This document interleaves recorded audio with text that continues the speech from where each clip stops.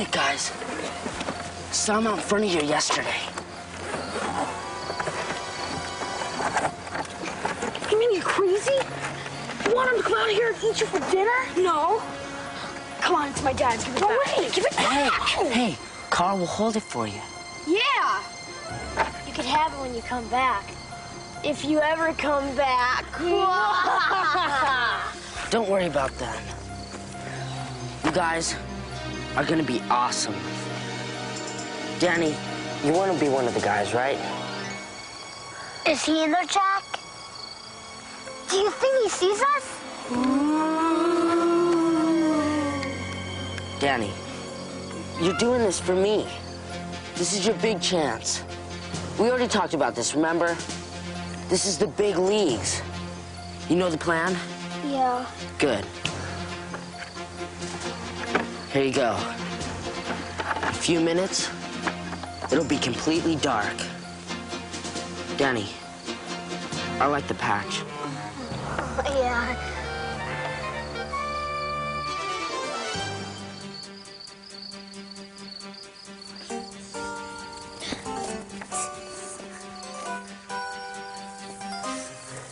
I don't like this, Carl. Shh. If my dad finds out, he'll kill me. Shut up. Okay, okay. Let's go this way. Okay.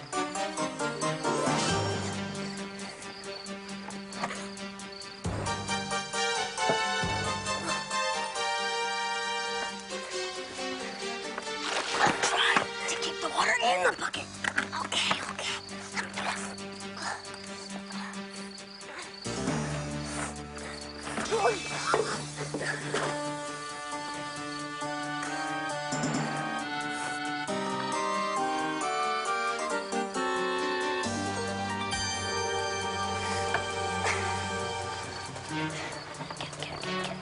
Careful, it's heavy.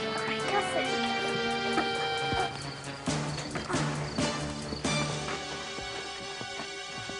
Did you get it yet? Oh, don't rush me, Carl. Oh, man, come on. Hurry up, or I swear I'll leave it. Did you get it? I think so, I think so. I got it!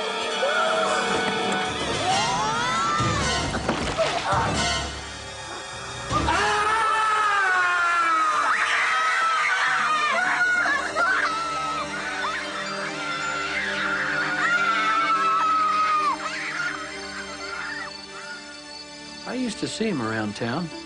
Actually, everybody did. Small coal mining community. Seemed like everybody had a story about him. Everybody had a theory. I was digging around a tree stump. We'd bought a house and just moved in a few days before, and I was digging around an old tree stump. You know, I bet I've told this story 100 times. And every time I tell it, I remember something different about him. I started digging. I had my coveralls on, barefoot. It was a beautiful, warm summer day. My wife and girls had gone uptown, and I was kneeling around that tree stump. I was digging, and I wondered who lived around me. As I dug around that tree stump, I noticed an old house that really caught my attention. Large bushes had grown up around it. It seemed like it was abandoned. The front porch had sagged down on it. The windows were filthy. And I remember thinking, you know, somebody ought to really tear that old house down. And so as I dug around and looked around a few more moments, all of a sudden I saw someone come out of that house, that old abandoned looking, we called them haunted when we were children, house. And I couldn't believe my eyes. He'd come out the back door, but enough to one side of the house I could see him, and I recognized who it was. It was old Norman. I thought, God, how could you have me buy a house across the street from old weird Norman? Well, I don't mean to be unkind, Lord, but he acts strange. You know how he is. He walks up and down our main street twice as fast as most folks, while rubber galoshes flop on his feet instead of shoes. And he wears old overalls that are filthy and old hats. You can't tell the design, the original design. It's so grease and oil soaked. And he's got whiskers and big thick glasses that make his eyeballs look too large. And he acts strange on our main street in our little town. He walks up and down, and all of a sudden he'll stop and look off into space, and he begins to talk to somebody or something, like that. Then he'll turn around and walk 2 blocks this way and stop and go, And you had me, God, buy a house across the street from Weird Norman. How strange is he? Sometimes I got to be gone. I work in the mines. And would Norman come across and harm my family while I'm gone? Is he weird? I'd heard rumors about him around our town. While I was in the barber shop one day, the conversation somehow turned to Norman. Somebody said, you know, Norman that everybody sees around town all the time, I know what made him that way. Someone said, what? And this fellow said, I heard that he got hit by a Greyhound bus, and that's what made him like that. Another fellow said, I don't even think that's the right story. He said, I think Norman was one of them there geniuses. And one day he got so brilliant, his mind just exploded. And I didn't know how weird he was, but as I worked around that tree stump, I wondered, and then all of a sudden, he saw me. And he did something I couldn't believe. He raised his arms like the Incredible Hulk, and he screamed at me. And he ran down the side of his house with his arms like that, screaming at me. Ah, here he come. And he stopped over on his side of the street, near his sidewalk, thank God, and turned and went back to his lawnmower. Well, needless to say, by this time, he had my attention. And I remember thinking, God, I know we're supposed to love everybody, but if he comes over here, I'm going to defend myself. I looked, and here he come again. Ah! He did it 3 times in all, each time stopping at his side of the street, staring at me and turning and going back to his lawnmower. And then something happened to me that I really didn't expect. I don't know if you had this happen to you, but it's difficult to explain. Suddenly a boldness came to me that I normally wouldn't have possessed. And I believe faith began to operate in me that I normally wouldn't have had. And I got up from where I was digging around the tree stump, walked right across the street into Norman's yard, right up close to him, looked at him. I'd never been that close to him. He was angry. His old lawnmower, he'd been trying to get it to run, and he couldn't get it to work. And he was mad. He was frustrated, and he's very nervous. And he looked at me, and I said, are you having trouble with your lawnmower here, Norman? And he looked at me with those huge eyes, and he said, are you having trouble with your lawnmower, Norman? I thought I just said that. I said, well, Norman, I'm not much of a lawnmower mechanic, but let me see what I can do here. I heard him say as I started to tighten a screw and clean the spark plug, I'm not much of a lawnmower mechanic, Norman. Let me see what I can do here. And I really don't know a lot about a lawnmower, but I prayed, cleaned the spark plug, and pulled the rope, and it ran beautifully, like it'd been to the repair shop. It just sat there and purred. And he looked at the lawnmower, and he looked at me, looked at my house, looked at me, looked at the lawnmower. He looked at me. I didn't know what he was going to do. I was watching him closely, and all of a sudden he backed up 2 or 3 feet, and he went. And I saw a green and yellow tooth there, and a green and yellow tooth there, and 2 down here.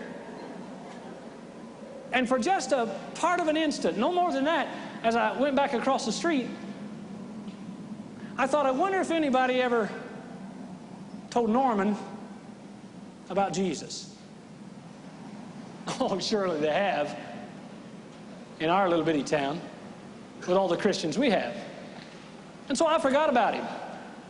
Now, we had a tradition in our town in those days. It's not so much a tradition now, but back in those days, before we got our new McDonald's and our new Hardee's, a lot of the Christians, not all of them, but a lot of them would go to the Dairy Queen after church to get ice cream. It was almost a tradition in our town, and the scene was always the same. Whoever had the quick 1-hour service at their church got there first, of course. Told their children to behave. The older people went over to the side to visit. And about that time, the next church would begin to arrive, and they'd all speak, of course, to each other. Hi, Bill. How was your service tonight? Oh, wonderful. Yours? Oh, yeah, we had a wonderful service, too. I've often thought nobody in my town has a bad church service. And guess who walks in right in the middle of all that? Every Sunday night, like clockwork. Norman.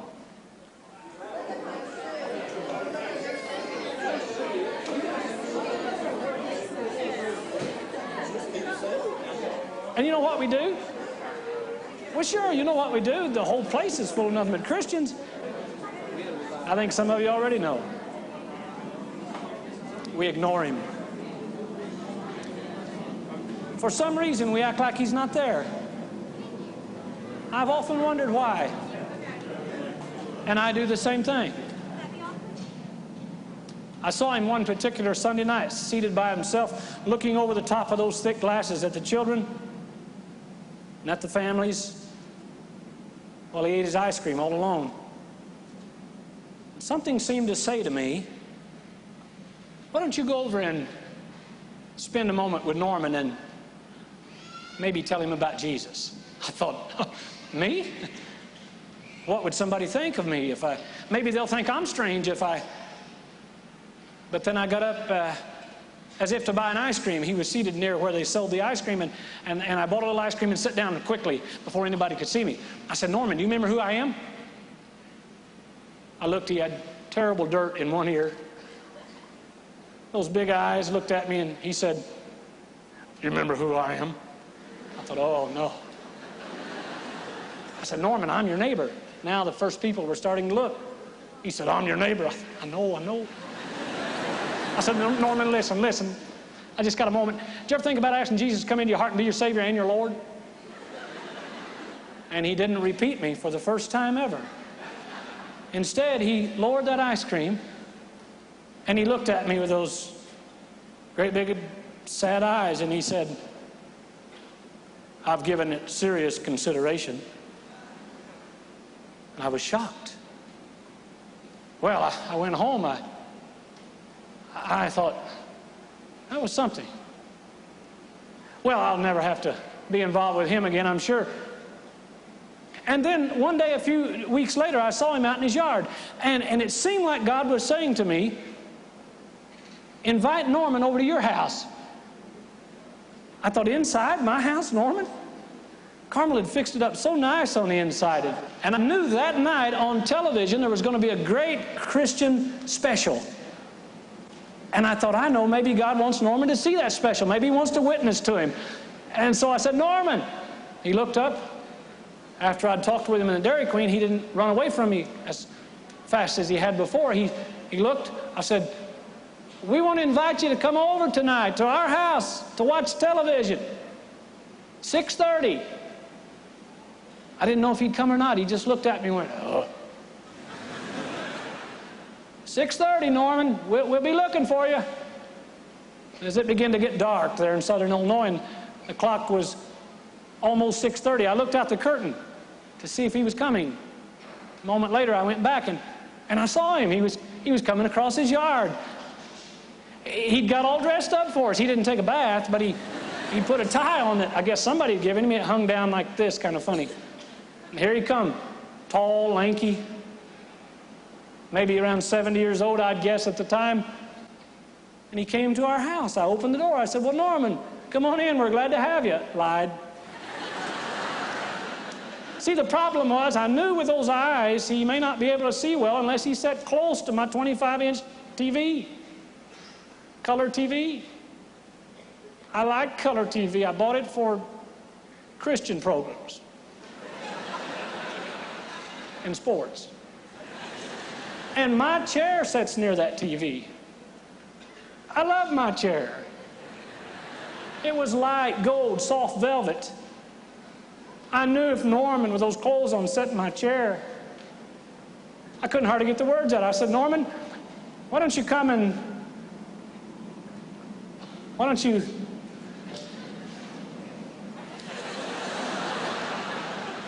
sit in my chair? He said, thank you, and I helped him sit down and put the leg rest out on that lazy boy, and then we sat back, my wife and I, to watch Norman watch TV. It was kind of fun to watch him. After an hour or so, when the special was over, he said, I guess I'll go home now. Thank you very much. I helped him out of the chair, walked him over to the door, and opened the door for him and turned the outside light on. I said, Norman, watch the steps. Don't trip and fall down the steps. And he started across my yard. And I said, good night, Norman. Maybe I'll have you come back sometime, Norman. Watched him cross the street into his yard, that old dark house where he lived all alone. Found out from a neighbor later that the reason Norman was alone, his father, Norman's father, working in a coal mine, the first day he went to work, the roof fell in on him and killed him when Norman was just a little bitty boy. I told my wife a few days later, I said, I think I'm going to go over and see if he'll allow me to go inside his house. I had no idea what I'd find, and I couldn't believe my eyes when he welcomed me into his house. Hi, Norman. Hi. Your neighbor Mike across the street, remember? Yeah, I thought I'd come over and see you a minute. I couldn't believe that house. There was dirt everywhere. Dust. When you shook the curtains, dust. I couldn't believe the wallpaper that was falling down. Rain had gotten in the ceiling, and wallpaper was falling off the walls. I saw an old tin can with an old big spoon in it, and realized that probably for years Norman had been eating lasagna, spaghetti, and that kind of thing cold out of that can. And then, much to my shock and surprise, the Spirit of God suddenly, a few days later, said to me, why don't you take Norman with you somewhere just for fun? I thought, Norman, just for fun? I wonder if he ever has any fun, just really does something for fun. And I thought, where would I take him? And then I thought, I know, the St. Louis baseball game, to see the Cardinals. I saw him out, and Norman, you want to go to the St. Louis baseball game with me? One of these days, I'll get us tickets. He said, okay. I said, all right, I'll pull across the street in a few days. I'll let you know when, and I'll pick you up in the car, and we'll drive almost 100 miles now to St. Louis. That day came, I backed my car out of the driveway, pulled over in front of his house, honked the horn, and I couldn't believe my eyes. I got out of the car to see him coming out of his house and across the street. It was hot, baseball weather, very hot time of the year, and here he come out of his house with a great big long winter itchy tweed overcoat on. Went from here almost down to touch his toes. He's so tall and lanky anyway. And when he walked across the yard in that old coat, I thought, oh no, he can't wear that coat to the ball game. What if somebody sees me with him? What if somebody sees me that knows me? What will people think? So I said, Norman, listen, you won't have to wear that coat now. It's hot. You won't need the coat. Leave the coat home, Norman. You won't need the coat. He said, I'd kind of like to wear it. I said, Norman, you won't need it now. Why don't you leave it home, Norman? I'd kind of like to wear it. I said, get in the car, Norman. We got in the car, and I turned the air conditioner wide open, and we drove 100 miles to St. Louis. I was looking at him in that old stupid coat. So I started thinking, how can I get him to take that coat off? So I thought up a plan. When we got to the parking lot across the street from the stadium, and he got out of the car and took the first few steps away from the car towards the ball game, I said, Norman, wait a minute. Now listen, I've been thinking about this, and I'm not going to go in that stadium with you if you wear that stupid old coat. Give me the coat, Norman. It'll be safe in the car. I'll lock it up here in the back seat. Nobody will bother it. In fact, Norman, if you don't give, I kind of do like to kind of. I said, Norman, if you don't give me that coat, I'm going to go home right now. We're not even going to go to the ball game, and I mean it. And to try to look like I'm in it. And reluctantly and slowly, he took the coat off. And he handed it to me, and I put it in the back seat and locked the door on the car and turned around to see him. He'd started away from me towards the stadium a few feet, and all of a sudden I saw why he had that long coat on. He had on 2 pair of dress pants, one on top of the other, of course, and both of them were ripped all the way up the back. I said, Norman, come here, let's put your coat back on you. We put his coat on him, we started in the ball game. When we went through the turnstile, sure enough, the first guy I saw, he didn't know me, but He had a big transistor radio under one arm, great big boombox kind of thing, and something to drink in this hand, and he had cut off pants about here and no sleeves in his shirt and Brillo pad hair, and like he was wanting to show muscles, but he didn't have any. And as he walked by, bebopping in the ball game, he looked at Norman and never batted an eye. Looked at me and stopped and went. I tell you, we live in a funny world. Norman and I went inside the ball game and sat down. We found our seats and we began to watch the game. It started. I said, Norman, look, do you like baseball? But Norman, he wasn't looking. He kept looking at the people.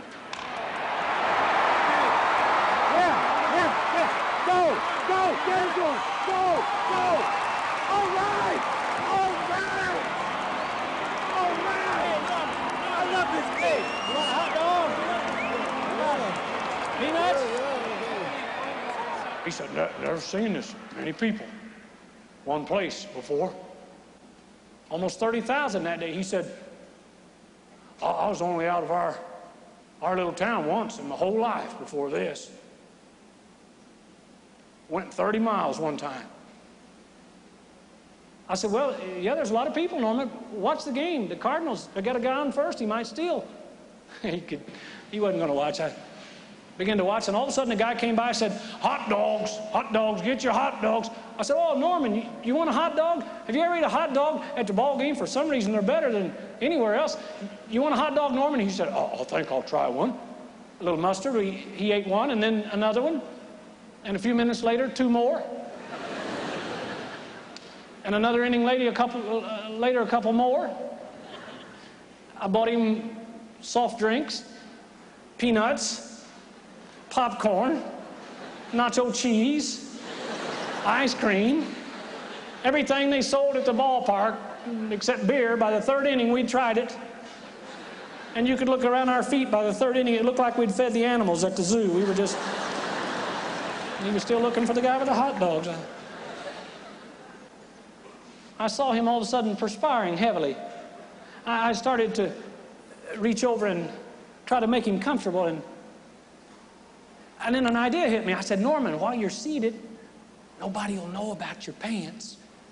Let me help you slip out of that coat, and we'll drape it over the seat, and you'll be more comfortable. Well, we did, and when I got the coat off of him and just draped it over the seat, he seemed like he was so much more comfortable. I went back to watching the ball game. It was good. It was close. And all of a sudden, everybody stood up like they were leaving. And then I remembered, every baseball fan knows there's a 7th inning stretch.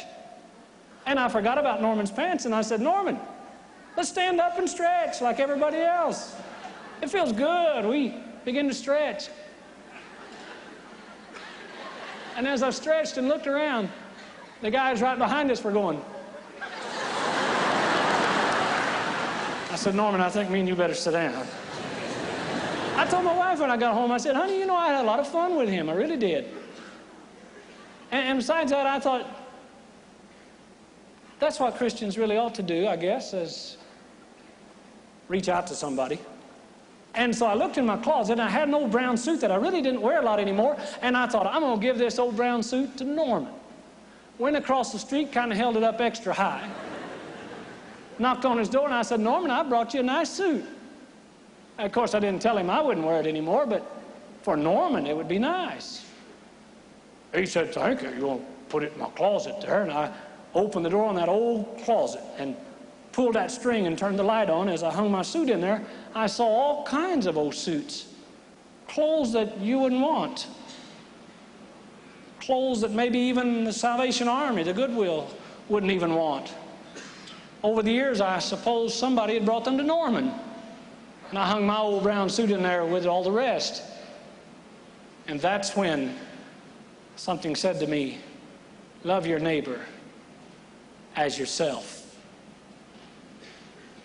I went home that night and I got my Bible and I opened it up, and it said in Corinthians that if you speak with the tongues of men and angels and have not charity or love, you're sounding brass, a tinkling cymbal. And the next verse said you could have all knowledge and all wisdom, even all faith. And if you didn't have love, you were nothing. And I decided to buy Norman a brand new suit that would cost more than any suit I'd ever bought for myself. I took him downtown to the men's store. He picked the suit out himself. He had good taste. It was dark navy blue, a little tasteful stitching around the edges. And we went home with a new shirt and new underclothes and new socks and new shoes. And I said, Norman, they're having a gospel program, a gospel singing music program down at one of the churches tonight downtown. You want to go and be my guest? You could wear your new suit. He said, I like music. Let's go. I said, Norman, if we go, you got to do one thing. What's that? I said, are we pretty good friends by now, Norman? Yeah, so pretty good buddies. I said, well, Norman, today is your day. I said, today? I said, today, Norman, is your day to take a bath. He said, it's been a long time since I took a bath. I said, well, Norman, why have you not taken baths regularly? And he said something I'll never forget. He said, because I figured who'd care. I said, well, you got to have a bath tonight, Norman, because you don't want to get ring around the collar in that new shirt. And I went to the local grocery and bought a bar of lava soap and a big sponge and SOS pads. And I cleaned out his